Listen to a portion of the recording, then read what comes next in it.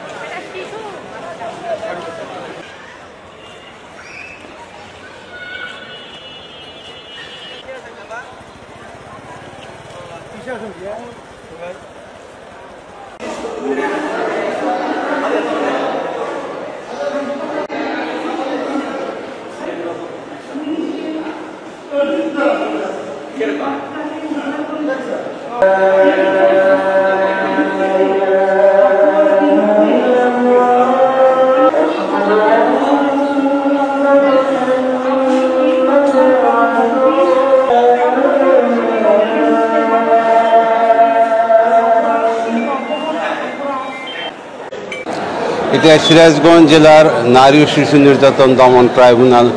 2-এর বিচারক মোসাম্মদ সালমা খাতুন আজকের যে আসামি আলপনা খাতুন কামারখন্দের চরদোগাছি গ্রামের মেয়ে, সে সলঙ্গা থানার সাকত মেমোরিয়াল হাসপাতাল থেকে নবজাতক শিশুকে চুরি করে এবং এই চুরি করার দায়ে এই আদালত তাকে 14 বছর সশ্রম কারাদণ্ড প্রদান করেন এবং এখানে মোট আসামি ছিল 5 জন, একজনকে 14 বছর সাজা দেন এবং 4 জনকে বেকসুর খালাস প্রদান করেন।